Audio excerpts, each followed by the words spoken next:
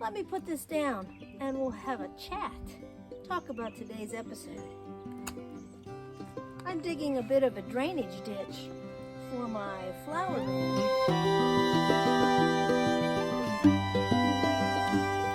Hi, my name is Lorrie. Welcome to my channel. We are quilters. It is Upskill Monday. I am sitting outside because it is the perfect temperature to be outside doing a little bit of yard work. As you saw, oh, there's a gnat already. Oh, that does not bode well for later on. Anyway, today is Upskill Monday, and we are working on t-shirt transfers as a way to embellish our crazy blocks. This is a quick and easy technique, and then after I make the little patch, I will create the block off camera using scraps. You've seen me do that before. So, come along, let's go in the house. Let's get some work done.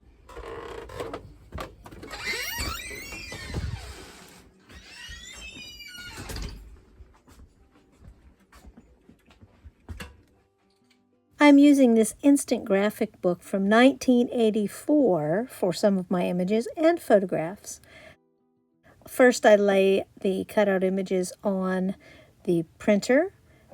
I add some color to some of the pictures and graphics. Then I transfer it over to a piece of t-shirt transfer paper. Then I am ready to make some blocks. Now keep in mind, this is a scrap project. So I have a scrap of green, 2 scraps of white, and when I make these into blocks, they'll have lots of stuff around the edges. So it will be no big deal. So here is my paper copy, and I've colored it with some colored pencils. And I'm laying this on the bed of the scanner. And when I put in my t-shirt, and this one says it is somewhere, it says it's for light t-shirts for iron-on transfers.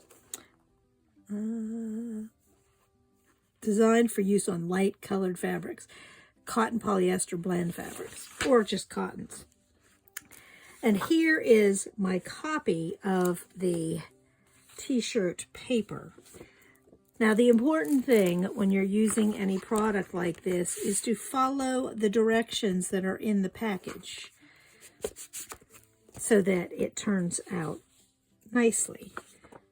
So I am going to trim out the flowers.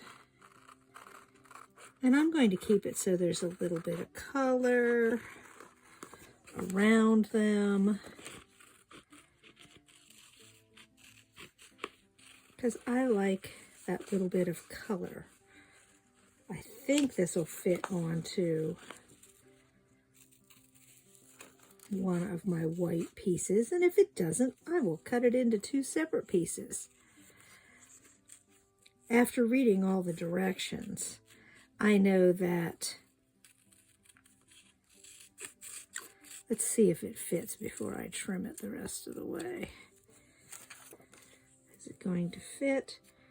Oh, not with any seam allowed. Well, it'll fit on that one. So to use this product, you lay it face down. And I did, it says important, read the directions. I did. You just basically are cooking it. It is just like the last technique. No steam. You want to cook it till it sticks. Nice and hot. Oh, it looks nice and stuck. Go over it a couple more times. And then it says it has to cool for 2 minutes. So I am going to let that, it's hot. I'm going to let that one cool for 2 minutes. And then I am going to pull out, I'm going to cut off some of this excess that I don't need anymore and throw it away. So I've made myself a page with lots of little pieces on it. I've also used a different brand of this that you could color on with markers, but it was pulling the black print off. So that was not working as well. I am going to, and even just writing on this with marker didn't work well with this brand, but I have in the past done that. And it worked out pretty well.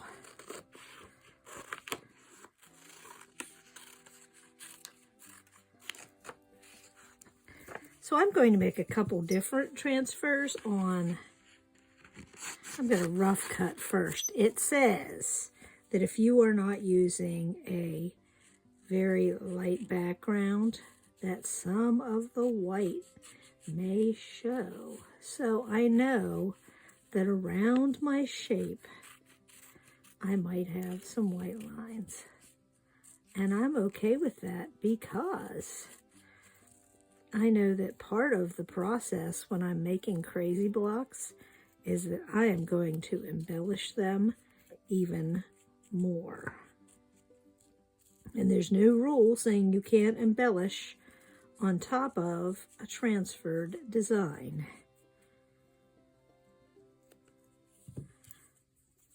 So I'm okay with that.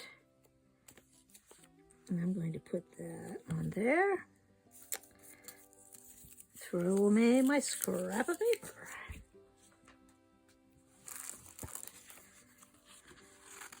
I think I will also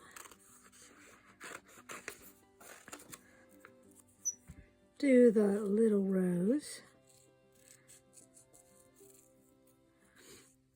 So they do make ones of these now that are clear, I believe, or can be used on darker fabrics.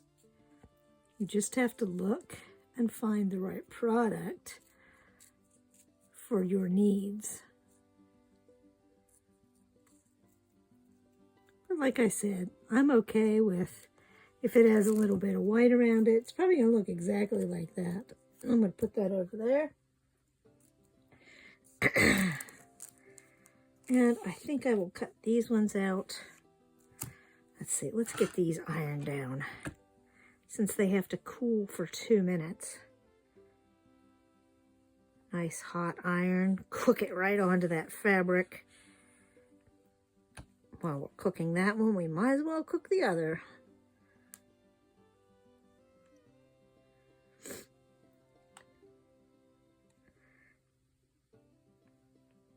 And you know, I've been making blocks that have had major pieces of stuff. Oh, it's on there nice and tight, it looks like. Let me rough cut these out. And these are the ones that I colored on the paper copy with the colored pencils. And when I made the copy onto the t-shirt transfer, it copied the color, just like the picture, it copied the color.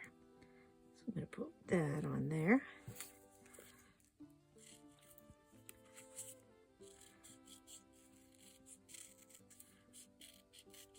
And it's a white background, so it shouldn't show too much, but I'm just going to trim close just in case. Because I don't want it to, now if you were really, really wanting it to be exact, you probably wouldn't choose something with so much detail. Matter of fact, I'm going to cut that little viney detail off of there. You would probably choose something with less detail and nice straight lines to make your life easier. Okay. Let's get these two on there, cook them onto the fabric, because that's basically what you're doing.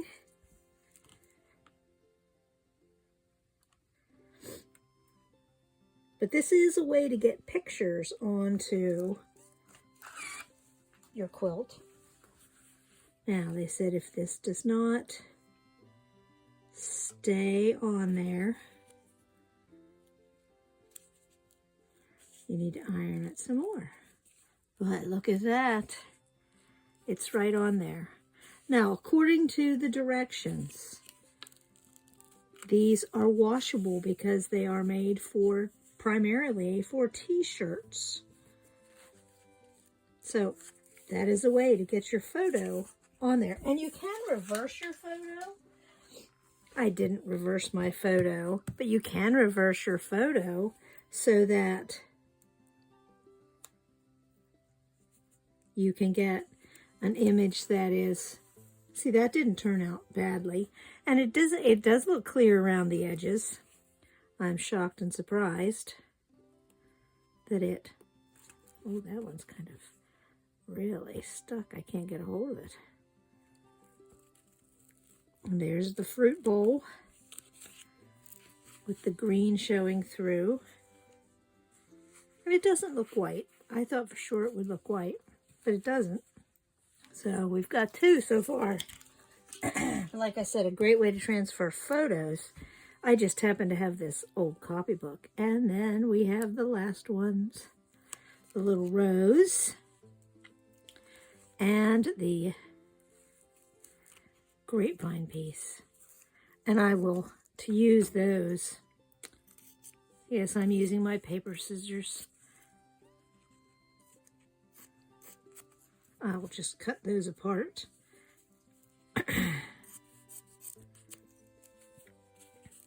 This one has a piece of salvage edge.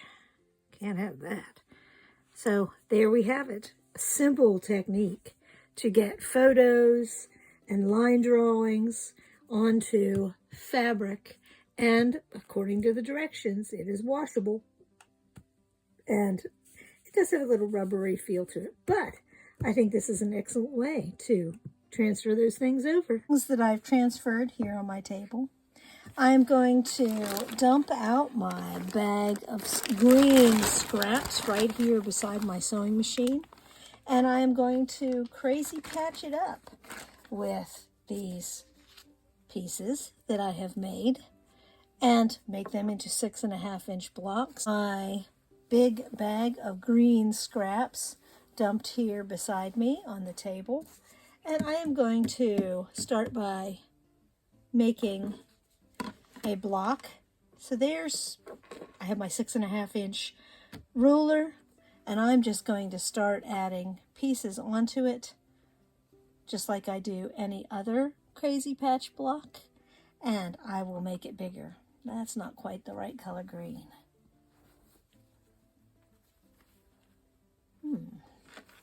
I have lots of choices here in this scrap bag. Oh, isn't that cute? Marion, take a look at that. Those little bunnies. And this one is a piece of, I believe that it's a quilt in a day fabric.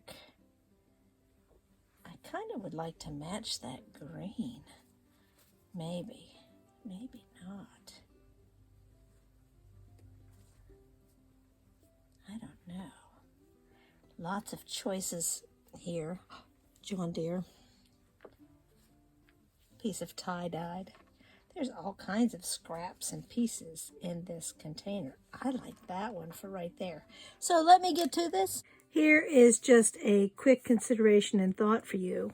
I have these blocks part way.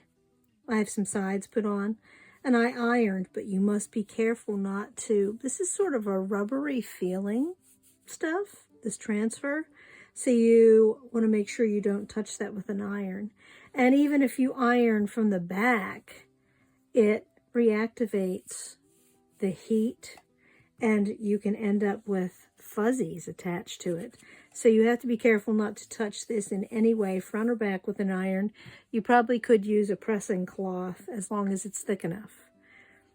So just a thought, if you are a compulsive press with the iron type person between steps, that you can't touch this with the iron tip, or it might get stuck to your iron. But as an alternative to that, I have some blocks that are already made that we're going to see, there's a seam here. So we're going to see if this works. And if it does not work, or I don't like the way it looks, I can always put a wide ribbon over that. So my experiment won't necessarily be a bad thing. And I'm just cooking that right onto the fabric. Remember, no steam, very hot iron. And then I need to let it cool down for 2 minutes because it is too hot to even touch. But I do have a couple of blocks here. So I pulled one out that this one has a lot of pattern. I don't know if that will show up the way we want it to or not, but I'd kind of like it to be, I was going to color that one yellow. So we'll see what that very patterned fabric does to that. And then I have one last example of an already made block. Oh, it's nice and stuck all around. And I have a little tiny motif, and I'm going to put it in the middle. Same technique, cook it right on there. And hopefully it will not affect my very fancy lace. So I want to get in there with the tip. Oh, it seems to be down all the way around. So by now, we should have a cool first one, or fairly cool. I can touch it easily. Let's see. Will there be crying? And placement of ribbon.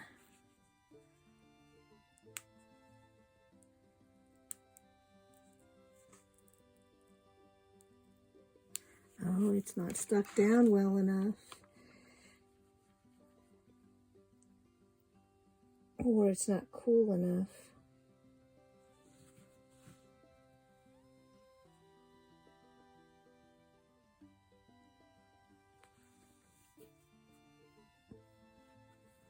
I'm going to cover that ribbon up.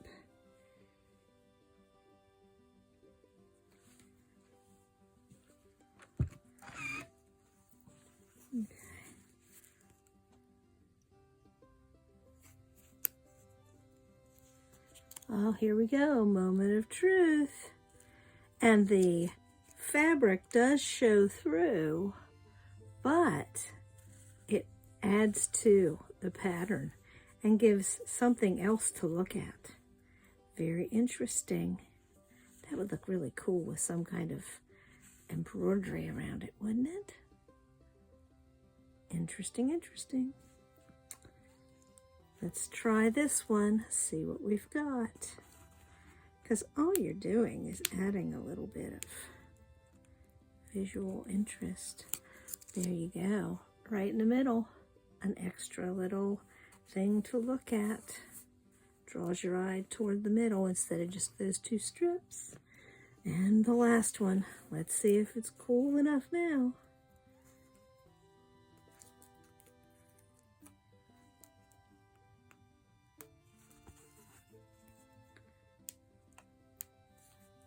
Not want to.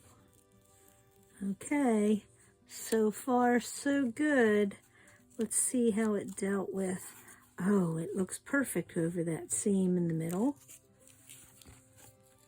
So that adds to that piece quite a bit. So adding it after the block is made is also an option for this technique, as long as you leave enough space for your transfer. Here are the very green blocks that I made today. I hope that you have enjoyed this technique with photo transfer paper and that you are willing to give it a try. Thank you for watching. Please remember to like and subscribe. There is information and links at the very end of the video.